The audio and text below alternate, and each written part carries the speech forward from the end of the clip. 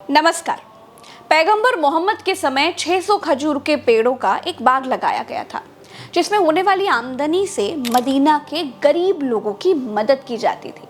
दुनिया में वक्फ का इतिहास पैगंबर हजरत मोहम्मद के ज़माने से शुरू हुआ है दोस्तों। पैगंबर मोहम्मद ने कहा था, अपनी जायदाद को इस तरह से खैरात पे दो कि ना वो बेची जा सके, ना ही किसी को दिया जा सके और ना उसमें विरासत जारी हो, बल्कि उसका मुनाफा लोगों को मिला करे। माना जाता है कि इस दुनिया में पहली बार सहाबा हजरत उमर ने अपनी कीमती ज़मीन वक्फ को दी थी। उस समय पैगंबर ने यह तय कर दिया था कि यह ज़मीन कभी बेची ना जाए, न किसी को दिया जाए, बल्कि इससे होने वाली आमदनी को गरीबों में बांटने और गुलामों को आज़ाद कराने के लिए ही इस्तेमाल किया जाए। वक्फ कोई भी चल या फिर अचल संपत्ति हो सकती है, जिसे इस्लाम को मानने वाले व्यक्ति अल्लाह के नाम पर या धार्मिक मकसद या फिर परोपकार के मकसद से दान कर सकता है।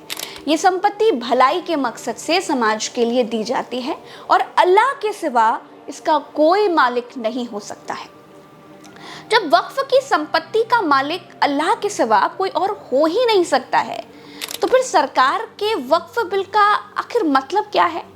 सरकार का कहना है कि देश के ज्यादातर वक्फ बोर्डों पर माफिया लोगों का कब्जा है। इसमें भी कई ऐसा नेता है जो मुझे आके कहा है कि देश में जितना स्टेट वक्फ बोर्ड है सब माफिया लोगों ने कब्जा कर लिया है। वक्फ कानून का नाम बदलकर भारतीय जनता पार्टी सरकार ने एकीकृत वक्फ प्रबंधन, सशक्तिकरण, दक्षता और विकास अधिनियम कर दिया है। सरकार कहती है कि हम वक्फ बिल को सुधार रहे हैं। इसमें मुस्लिम महिलाओं समेत मुस्लिम समाज के अन्य पिछड़े वर्ग जैसे शिया, सुन्नी, बोहरा और आगा खानी जैसे वर्गों को प्रतिनिधित्व देने के लिए हम ये बिल लेकर के आ रहे हैं। लेकिन विपक्ष कहता है कि सरकार भारत में मौजूद वक्फ की 2 लाख करोड़ की जमीन बेचना चाहती है, इसीलिए ये बिल लेकर के आ रही है। भारत में रक्षा मंत्रालय और रेलवे के बाद वक्फ के पास सबसे ज्यादा जमीनें हैं। भारत में मेन 2 वक्फ बोर्ड हैं, सुन्नी वक्फ बोर्ड और शिया वक्फ बोर्ड। साल 1964 में केंद्रीय वक्फ परिषद का गठन किया गया। उस वक्त ये परिषद अल्पसंख्यक मंत्रालय के अधीन था। सबसे पहले साल 1995 में वक्फ बोर्ड की शक्तियां बढ़ाई गई। 1991 में जब बाबरी मस्जिद विध्वंस हुआ तो देश का माहौल बहुत खराब हो गया था। उस वक्त केंद्र में पीवी नरसिम्हा राव की सरकार थी। तब वक्फ को जमीन अधिग्रहण करने के लिए असीमित अधिकार दिए गए। इसके बाद साल 2013 में वक्फ बोर्ड की शक्तियां और बढ़ी। 2013 में जब केंद्र में यूपीए की सरकार थी, तब वक्फ बोर्ड एक्ट में बदलाव करते हुए उसे अधिकार दे दिए गए कि वो दान वाली संपत्तियों पर दावा कर सकता है। आज जो कानून है दोस्तों, उसके मुताबिक अगर किसी संपत्ति को एक बार वक्फ बोर्ड के नाम घोषित कर दिया गया तो वो हमेशा वो वैसा ही रहेगा।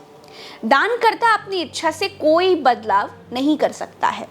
कि भाजपा अपने हताश, निराश, आप तो उस कानून चंद कट्टर समर्थकों के तुष्टीकरण के लिए ये बिल लाने का काम कर रही है। मैं इस बिल का विरोध करता हूँ।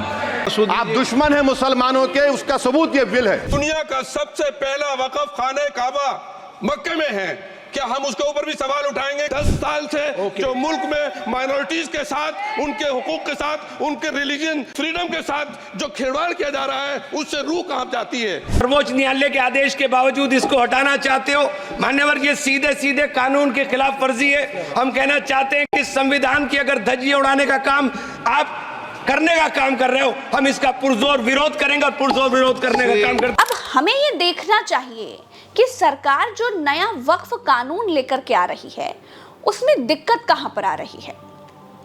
दोस्तों, सरकार जो नया वक्फ बोर्ड का कानून लेकर आ रही है, उसमें यह है कि केंद्रीय वक्फ परिषद और राज्य स्तर पर वक्फ बोर्ड में 2 गैर मुसलमान प्रतिनिधि रखने का प्रावधान किया गया है।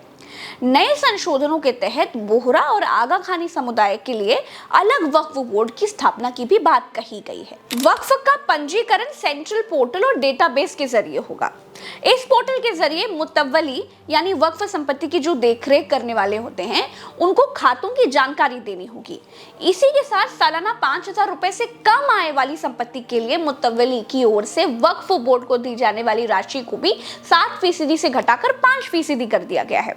अतिरिक्त कमिश्नर के पास मौजूद वक्फ की जमीन का सर्वे करने के अधिकार को वापस लेकर यह जिम्मेदारी जिला कलेक्टर या डिप्टी कमिश्नर को दे दी जाएगी। किसी संपत्ति के वक्फ के तहत आने या फिर ना आने का फैसला लेने का वक्फ बोर्ड का जो अधिकार है वो भी वापस ले लिया गया है।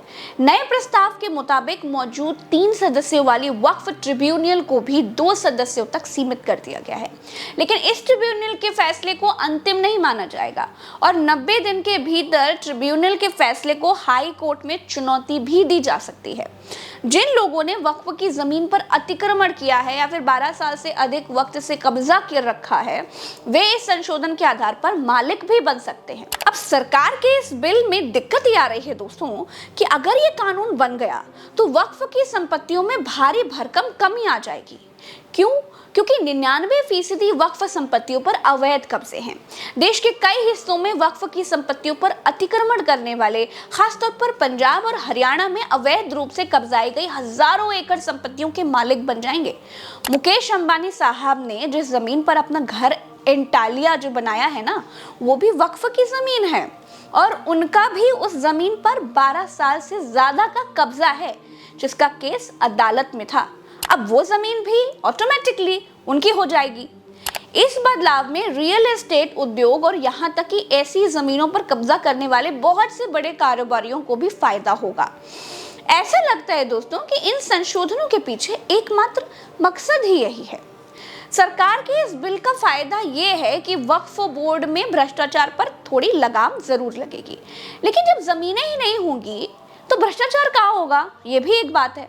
खैर, अब दूसरी बात यह है दोस्तों कि विपक्ष जो आरोप लगा रहा है कि इस बिल की आड़ में वक्फ की जमीनें बेचने का इंतजाम किया जा रहा है, उसमें भी दम हो सकता है, क्योंकि देश में मौजूदा शत्रु संपत्ति यानी जिन संपत्तियों के मालिक पाकिस्तान चले गए थे उन संपत्तियों को गृह मंत्रालय धड़ल्ले से बेच रहा है। अब तक ये संपत्तियां लीज पर दी जाती थी, किराए पर, समझे ना, लेकिन अब वो बिक रही हैं। ये देखिए, ये शत्रु संपत्ति बेचने का विज्ञापन और ये शत्रु संपत्ति की रेट लिस्ट है। बोली लगाइए और जमीन लेकर जाइए। सैकड़ों शत्रु संपत्तियों की नीलामी हो चुकी है। नीलामी में भाग कौन ले रहा है बताइए? ये शत्रु संपत्तियां कौन खरीद रहा है? गरीब आदमी तो खरीद नहीं रहा है, या फिर पिछड़े दलित मुसलमान तो खरीद नहीं पा रहे हैं। जमीन की सच्चाई ये है कि तहसीलों के नायब, तहसीलदार, लेखपाल अपने धन्ना सेठ क्लाइंटों को सरकारी जमीन दिखा रहे हैं और बिचवा रहे हैं और कमीशन खा रहे हैं। कहने को नीलामी ऑनलाइन है, लेकिन ये भीतर की बातें आपको कहीं और नहीं मिलेगी। दरअसल दोस्तों, मसला ये है कि सरकार कंपनियां बेचने से कहीं आगे बढ़ चुकी है। उत्तर प्रदेश में भी अभी नाजुल की जमीन वाला विधेयक लाया गया, लेकिन बीजेपी के अपने लोगों ने विरोध करके विधेयक गिरा दिया। दोस्तों, सरकार को इस समय ना पैसा चाहिए, मनी मनी। टॉप 3 इकोनॉमी में पहुंचना है भाई, वो कैसे पहुंचेंगे? जमीनें बेचकर पहुंच सकते हैं। खैर दोस्तों, क्रोनोलॉजी समझेंगे तो फिर आपको समझ में आएगा कि ये सरकार जब से आई है तब से मुस्लिम समाज की बुराइयों को दूर करने के नाम पर मसीहा बनने की कोशिश बड़ा कर रही है।